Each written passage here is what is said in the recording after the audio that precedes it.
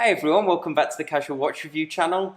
So today I am lucky enough to be doing another viewer's watch review. So before we start, I'm wearing my Omega Speedmaster. I've done a couple of recent videos on this, I'll put the links down below. But today we are going to be looking at just a pair of fantastic Rolex Submariners. So this is a watch I'm familiar with, so I'll be kind of reviewing from my experience, and the footage you'll see was actually sent in to me. So I hope you enjoy it. Let's get started. Wow, okay, so here we go. Two great examples of Rolex Submariners. Even having one of these would be a dream come true for most collectors. On the right, we have the 18-karat gold Submariner. On the left, this looks like steel, but it's actually the white gold Submariner, or to use its nickname, the Smurf. So Rolex actually own the gold foundry to make these cases, so it's a truly in-house piece.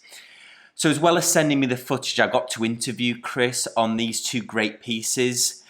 If you're looking to add one of these to your collection though, I think the current retail price for the white gold is around £27,000, whereas the 18-karat gold is around the 25,150 mark.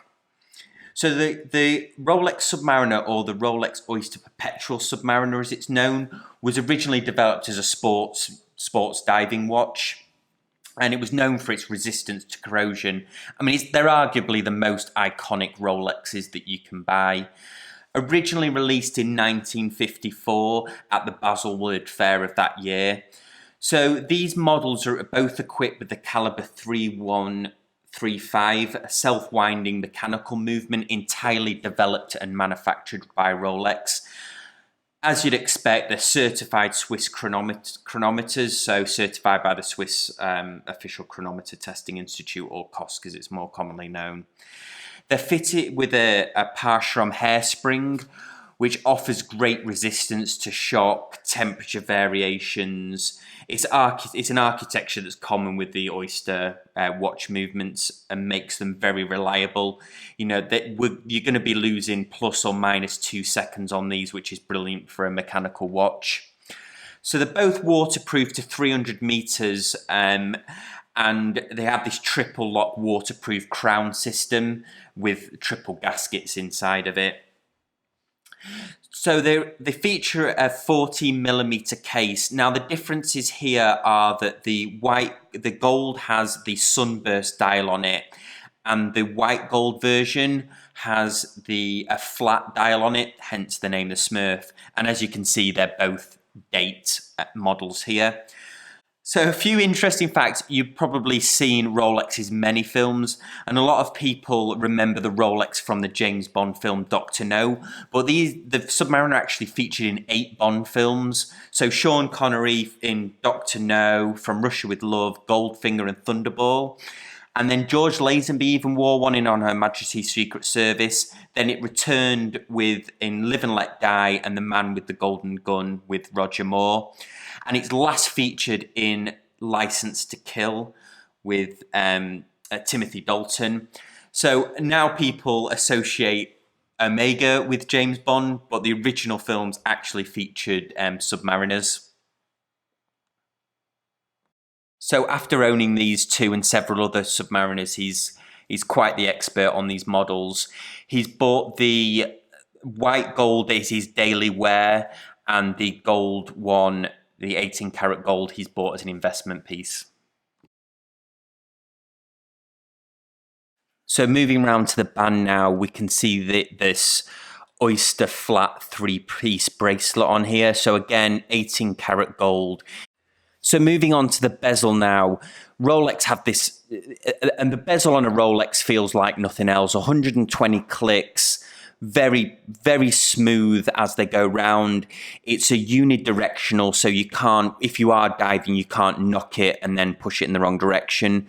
So what Chris is demonstrating here is actually you can push the bezel down So there is a bit of play in it, but there's an actual really clever reason why that is, because if you push down on the bezel, if there's any debris that's got between the bezel and the watch, pushing it down will actually force the debris out. So it's actually a design feature that it does that. So Chris was telling me when he first got the white gold version, because it had been pre-owned, there was a bit of freeness in the bezel. So he said he pushed it down, he did the action a few times, and it actually got rid of debris that was in there, and now the bezel's gone back to that great smooth action that they have. So here Chris is going to show us that Oyster lock system. So not only do you lift the clasp up here, but you actually have to get your finger underneath the edge here. So you can't actually unlock the watch from its side. So not only will you not accidentally knock it off, but also no one can actually pull it off your wrist either. So back to the gold here, moving round. Chris is going to show the glide lock system on here. So instead of it having like a diver's extension, it has this way of where the lock glides back and forth, and it actually gives you an extra 2 links on there. So it's very easily adjustable to go over a wetsuit, obviously for divers, or if you just need to quickly, if your wrist swells and you just need to quickly adjust it. Very smooth action on these. So it wouldn't be a review without the wrist shot. So here's that smurf on the wrist there. And next up, the gold version. So Chris's wrist in this shot is a 7.5 inch wrist.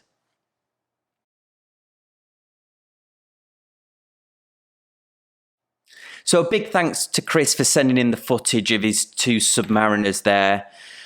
As always, guys, I appreciate any comments you've got. You can either leave them in the comment section below and I will get back to you, or you can contact me via the Facebook group or at thecasualwatchreviewer@gmail.com. Thanks again for watching, and I will see you all next time on the Casual Watch Review channel.